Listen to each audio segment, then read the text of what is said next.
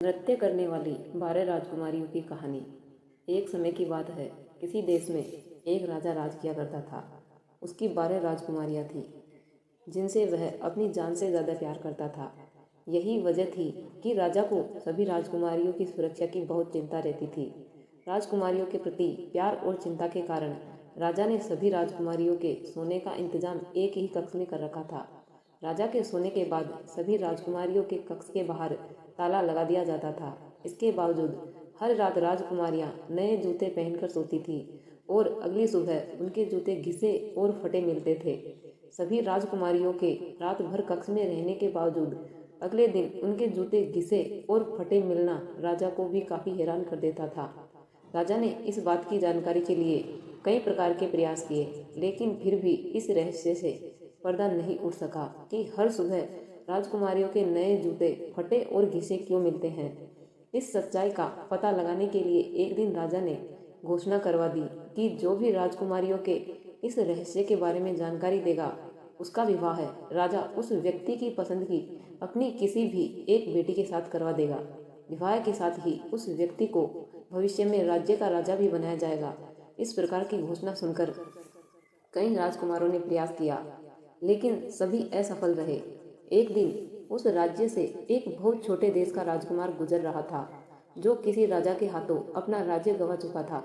वह एक नदी के किनारे पहुंचकर जैसे ही अपने थैले से बचा हुआ खाना निकालकर खाने लगा, वैसे ही वहां पर एक बुढ़िया आ गई और राजकुमार से खाना मांगने लगी। राजकुमार ने बिना कुछ सोचे अपना भोजन उस बुढ़िया को दे दिया। बुढ़िया ने खाना खाकर उसे उस राज्य की घोषणा के बारे में बताया और जाते जाते उसे एक जादुई चोंगा दे गई। उस जादुई चोंगे की खास बात यह थी कि जो भी उसे ओढ़ता वह गायब हो जाता था। राजा की घोषणा सुनने के बाद राजकुमार वह जादुई चोंगा लेकर राज दरबार पहुंच गया। उसने राजा से घोषणा को पूरा करने की आज्ञा मांगी। राजा ने यह कहते हुए आज्ञा दे दी कि इसके पहले जिसने भी प्रयास किया वह असफल रहा और उसे मृत्यु दंड दिया जा चुका है। राजा की बात सुनकर राजकुमार ने कहा कि कोई बात नहीं, उसे यह शर्त मंजूर है। फिर राजा ने उसे राजकुमारियों के बगल वाला कक्ष सोने के लिए दे दिया और उसके खाने पीने का बढ़िया इंतजाम किया गया। जब रात हो चली तो सोने के वक्त सबसे बड़ी राजकुमारी एक जूस से भरा गिलास लेकर आई। राजकुमार ने जूस ले लिया और राजकुमारी वहां से चली गई। राजकुमार ने जूस नहीं पिया और खिड़की से फेंक दिया। कुछ देर के बाद सोने का नाटक करने लगा। जब राजकुमारियों को लगा कि राजकुमार सो चुका है, तो सभी राजकुमारियां कहीं जाने की तैयारी करने लगी। इस बात का आभास होते ही राजकुमार ने चोंगा ओढ़ लिया और सभी राजकुमारियों पर गायब होकर नजर रखने लगा। राजकुमारियों के कमरे में जाकर राजकुमार ने देखा कि सभी राजकुमारियां सज धज कर कमरे के बीच में गोला बनाकर खड़ी हो गई और कुछ गुनगुनाने लगी। तभी कमरे के बीचों बीच अचानक एक गड्ढा नजर आने लगा, जिसमें से सभी राजकुमारियां एक जादुई स्थान पर चली गई। राजकुमारियों के पीछे पीछे राजकुमार भी चला गया। वहां पर 12 राजकुमार उनका इंतजार कर रहे थे। सभी राजकुमारियां उन राजकुमारों के साथ जंगल की ओर जाने लगती है। रास्ते में चांदी के पेड़, सोने के पेड़ और अन्य जवाहरात के पेड़ मिलते गए। राजकुमार हर पेड़ से एक एक पत्ती तोड़कर अपने पास रख लेता है। जंगल में कुछ दूर जाने के बाद एक महल दिखाई दिया। महल में जाने के बाद वहां अपने आप ही एक मधुर संगीत बजने लगा। उस मधुर संगीत की धुन पर सभी राजकुमारियां राजकुमारों के साथ नाचने लगी।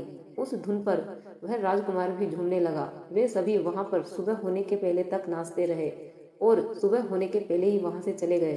सभी राजकुमार राजकुमारियों को छोड़ने के लिए जंगल के बाहर तक आए और राजकुमारियां वहां से अपने कमरे में आ गई। राजकुमारियों के साथ ही चोंगा पहने हुए राजकुमार भी वहां आ गया और चुपके से अपने कमरे में चला गया। सुबह होते ही राजकुमार को राजा ने दरबार में बुलाया और रहस्य के बारे में पूछा। राजकुमार ने राजा को जंगल से तोड़ी गई सोने और चांदी की पत्तियां दिखाते हुए रात की पूरी घटना के बारे में बताया। जब राजा ने राजकुमारियों से इस बारे में पूछा तो सभी राजकुमारियों ने हामी भरते हुए सिर हिलाया। इस बात को सुनकर राजा ने राजकुमार की शादी उसकी पसंद की सबसे छोटी राजकुमारी के साथ करवा दी और उसे उस राज्य का राजा बना दिया। नया राजा अपनी रानी के साथ सुखपूर्वक रहने लगा। कुछ दिनों के बाद वह राजकुमारियों के साथ उस रहस्यमयी महल की ओर गया और अन्य राजकुमारियों की शादी उन राजकुमारों के साथ करवा दी। जिनके साथ वे सभी रात में नाचने जाती थी। इसके बाद सभी खुशी खुशी रहने लगे। कहानी से सीख, हमें हमेशा मुश्किल समय में हिम्मत से काम लेना चाहिए और अपनी बुद्धि का इस्तेमाल करते हुए हर समस्या का हल निकालना चाहिए। तो फ्रेंड्स, कैसी लगी ये कहानी? यदि पसंद आई हो तो वीडियो को लाइक और चैनल को सब्सक्राइब जरूर करें। वीडियो को अंत तक देखने के लिए धन्यवाद।